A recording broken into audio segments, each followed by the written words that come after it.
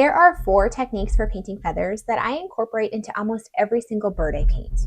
Grainer brush, visible brush strokes, scraping, and lifting. Let me show you how I incorporated these techniques in this painting of an owl. All the supplies I'm using to paint these feathers today are found in the Paint 333 supply list that you can get at paint333.com. Let's start with what I'd like to call the 3-step process. So that always starts with painting with water, and I usually paint with water in the dark areas first. So I'm kind of painting around some of these white feather shapes that we have. But if I paint over some of them, that's just fine. We can kind of get them back with our other ways of painting feathers. So we're painting with water on the areas we see brown, especially in the really dark areas. And we're going to leave a margin too along the head so that we can kind of finish that area with some feathery shapes using our grainer brush.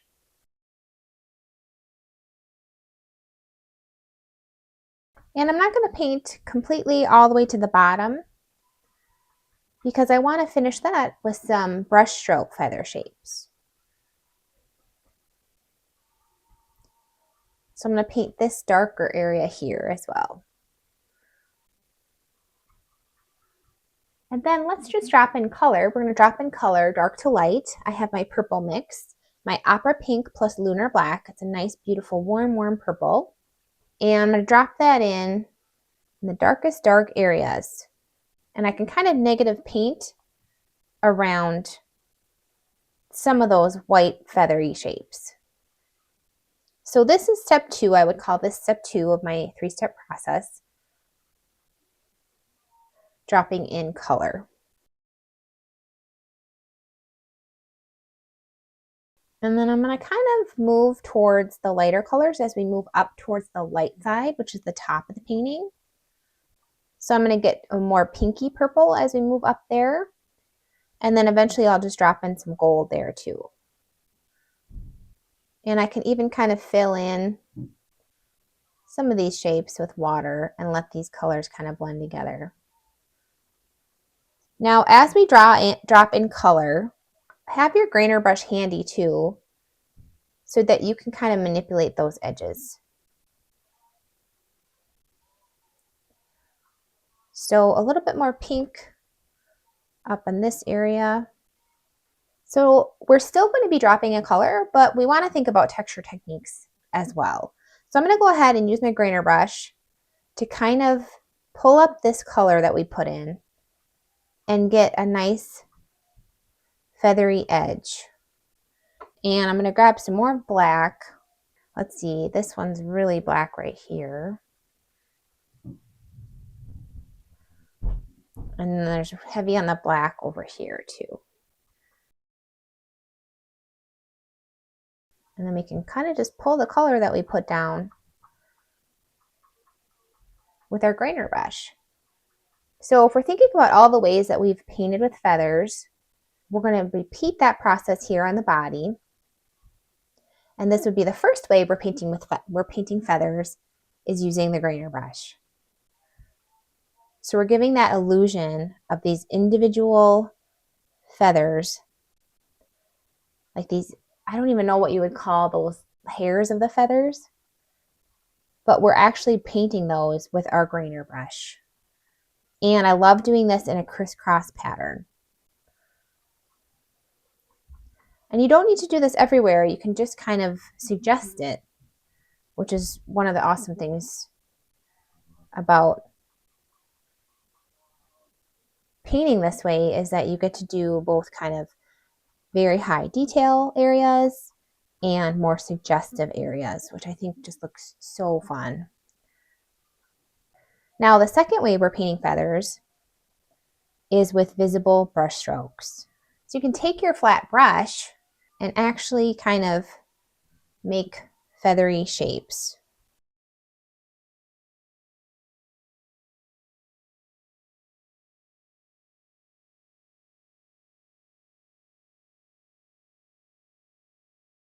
Now this lunar black loves to spread and granulate, so I find myself having to really drop in a lot of it to get the values that I need. So we'll keep dropping in these visible brush strokes as we go for our second way of painting feathers. Let me drop in some gold here too as we move up towards the top. And gold really loves to spread, so I'm thinking I probably won't need to drop in too much gold. And we're going back to using our grainer brush to give ourselves some feathery edges here. I love doing that crisscrossy pattern. I'm going to anchor it a little bit to this edge of the page just by painting all the way towards the edge there so that we know his body goes all the way over. All right, I'm just looking at the colors. So we're kind of doing step 2 and step 3 at the same time, dropping in color and finishing with these beautiful techniques. And then I want to think about the third way of painting feathers, which is scraping. And we're going to want to do that before this area completely dries. So I'm just kind of thinking about this little area, and I'm going to just I'm dropping in a little bit more of our pretty purple black to get the values right.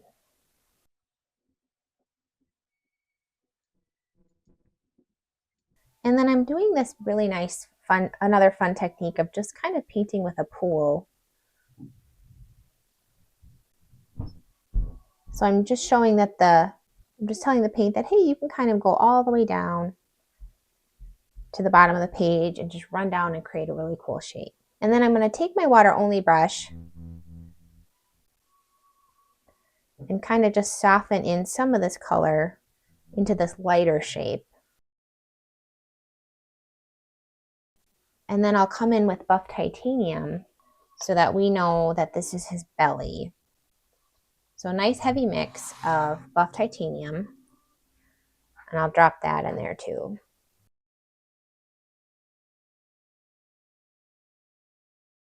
And then I'll just soften that in with some visible brush strokes.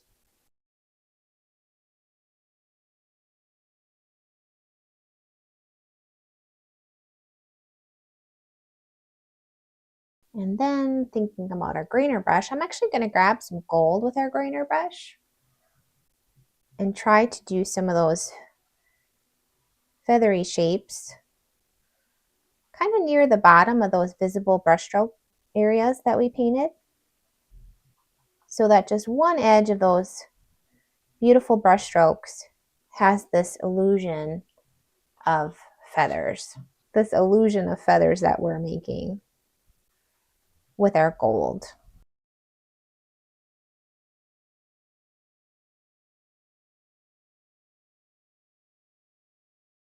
And I'm softening even some of that grainer brush with our beautiful visible brush strokes. Now we want to think about scraping, so have your scraping tool handy. But before we do that, I'm just going to keep going in and really emphasizing our values here, because this black just loves to spread. And I want to make sure I have this area that we know that this is kind of the belly, and then this is the wing area. So I'm hoping we can keep that obvious, but we'll see. It's going to be easier said than done. I'm just coming in with my grainer brush too. I'm doing a little layer of feathery, wispy shapes in the belly up here too.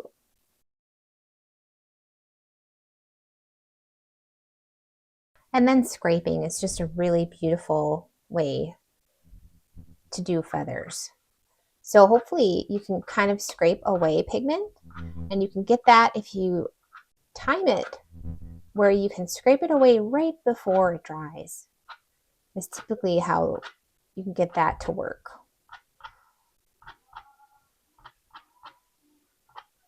And then if you time it where it's still pretty wet, when you scrape, you'll actually get a darker line instead of a lighter line.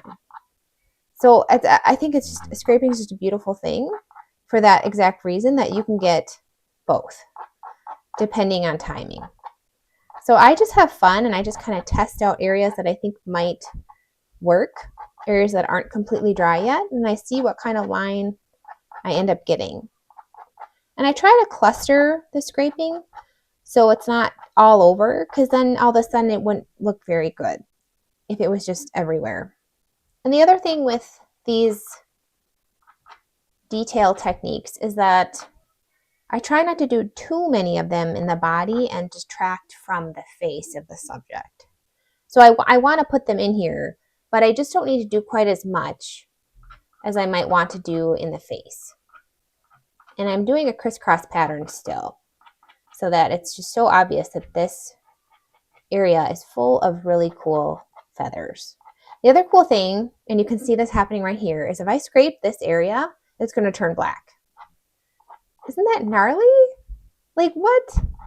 And that's just because of lunar black. For some reason, it's lunar black that fills in the lines when you're working with a mix that has lunar black in it. I don't get it. I do not know how that works, but I absolutely love it. So this is just phenomenal. Those three colors mixing together. It's veining, it's granulating, we're getting some scraping. It's just such a cool, it's just cool. It's just very, very cool. I can't say anything more. So we've done feathers 3 ways, and then we have a 4th way to do feathers, which is glazing, or not glazing, lifting. And we'll have to do that once it's fully dry at the very end. So now I'm just kind of softening a little bit of these edges here to kind of anchor the subject to the corner of the page without totally completing everything. I don't want to paint the whole thing. I don't want to paint in this corner. I want it to be really beautiful, abstract, and suggestive. I want the viewer to have to finish those details for themselves. Again, I'm just kind of coming in, doing some values here, negative painting a little bit.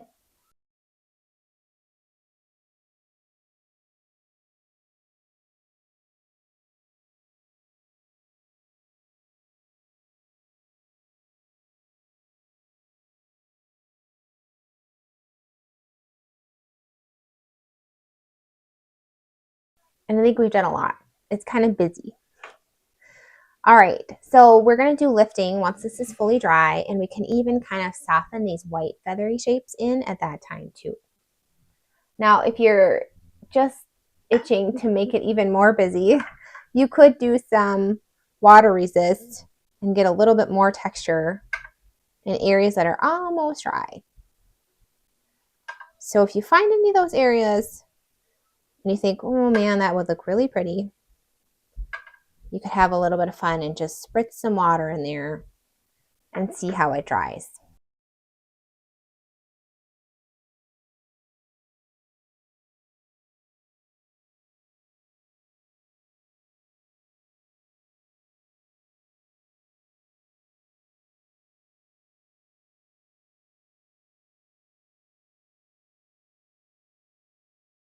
We are at the point where we could do our final way to paint feathers, which is lifting. So all you're going to need for this is a rag. I'm just using a Kleenex here. You're going to need some plain water, and you're going to need your browned brush. And what you can do is you can just lift out feather shapes. So once your paint has dried, you can go ahead and scrub and lift out shapes of the feathers. And as your brush gets loaded with that pigment that you're lifting, you can go ahead and wipe it on your Kleenex. And this can be a really fun thing to do in smaller areas.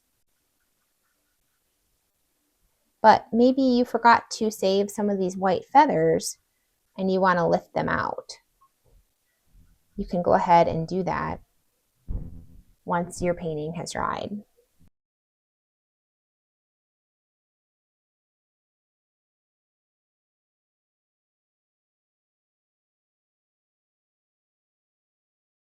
And depending on the color you're trying to lift, it could stain the paper underneath, which actually can look really, really cool.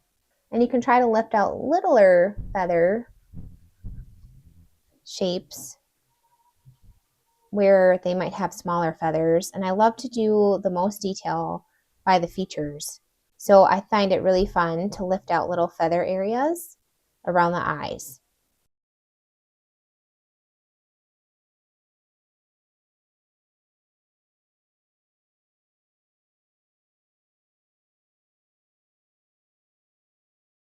Here's what each of these 4 feather techniques look like up close. We started our feather shapes off with a grainer brush. We did visible brush strokes. We did scraping, and then finally we did lifting. I hope you had a lot of fun and learned something new about painting feathers. If you're enjoying learning how I like to paint feathers, you'd probably love to paint this entire owl along with me, and you can do that as a member of my studio family. Click that join button to learn more and get instant access to the whole catalog of member-only paint-alongs. I will see you in the next video. Happy painting!